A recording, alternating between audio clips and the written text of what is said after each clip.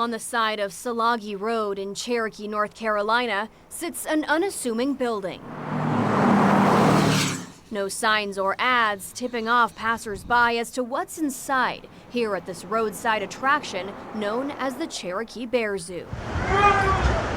8 bears in cinder block enclosures, limited access to shelter, dirty water. Our camera is showing an empty water trough here. On display for visitors, these wild animals beg for food from above. That's cruel and unusual punishment. There's just no way that anybody can argue anything different. It's appalling. I just can't believe that it's still in operation. The last time Dr. Mary Coker visited the business was about 2 decades ago. All right, girl.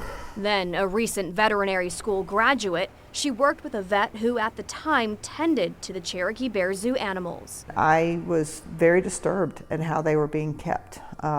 They had nothing soft to lay on. They had food, they had water. So by definition, I guess they were cared for, but I wouldn't call that humane. Now 2023, studying our pictures and video, she says nothing's changed. How this can continue is beyond. I don't understand how anybody could. Coker near speechless. Rough hair coat, looks unhealthy. I wish it could be closed down because I don't think any animal should be kept in such a manner. They're governed under the Animal Welfare Act, which is regulated by the USDA. What would it take for a USDA agent to come in and shut a place down? They would need to be inspected on a regular basis. That's required.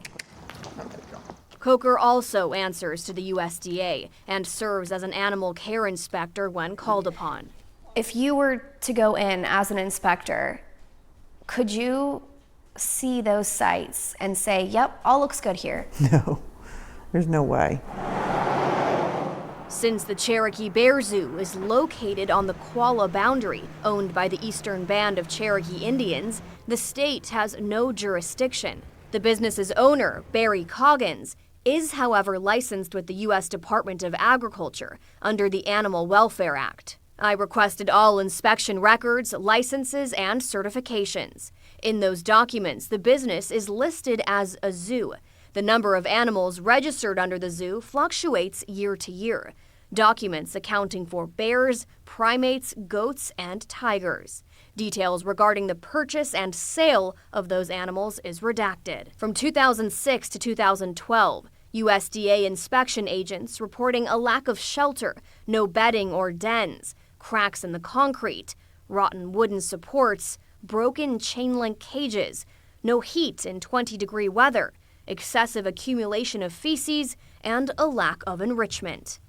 In addition to enclosure concerns, other Animal Welfare Act non-compliances within those same 6 years include underweight, underfed bears, tigers, and goats, a bear with patches of hair loss, missing vet records, and animals not being vaccinated. Then, from November 2012 to December 2022, these USDA reports citing no issues with the Cherokee Bear Zoo.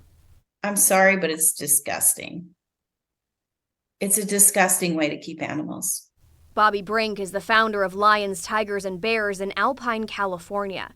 Sprawling 149 acres, the nonprofit, established in 2002, is a no-kill, no-breed, no-contact animal rescue, sanctuary, and educational facility. Accredited by the Global Federation of Animal Sanctuaries and the American Sanctuary Association, they currently house 65 animals. One of them, Cherry Bomb, was born at the Cherokee Bear Zoo in 2006. Cherry Bomb still to this day has neurological problems where she literally walks on her tippy toes. Cherry Bomb's brother, Albert, also from the Cherokee Bear Zoo, was rescued as well.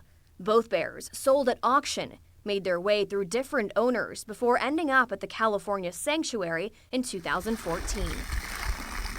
Albert lived out the remainder of his days at Lions, Tigers, and Bears before his death in 2019 from throat cancer.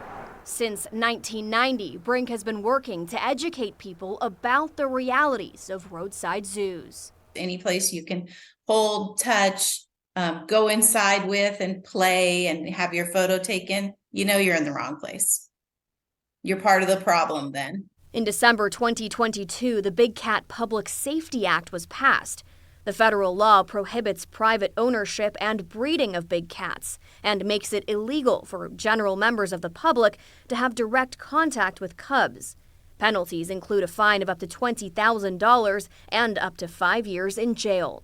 Brink worked on the legislation and strives to include bears, wolves, and primates on the next bill. This is an $18 billion industry. There's a lot of money in the exotic animal trade, and they don't care what happens to the animals. They just breed for nothing more than profit. And, they have to continuously turn babies to do the photos. And it's really sad. It's amazing that it's even happening in our country. According to Brink, it costs around $20,000 to feed one adult bear yearly, and a habitat can cost upward of $500,000. As far as you know, how many of these roadside zoos exist in the country still? Oh, there's still a lot. I don't have a number for you, a couple hundred at least. Meaning potentially thousands of wild animals subjected to a life far from natural. In this day and age, I can't believe that they're still doing it. All of the photos and video shot by us inside the Cherokee Bear Zoo were taken with verbal permission from an employee. We reached out to the attorney who represents owners Barry and Colette Coggins. They declined an interview. Hannah McKenzie, News 13.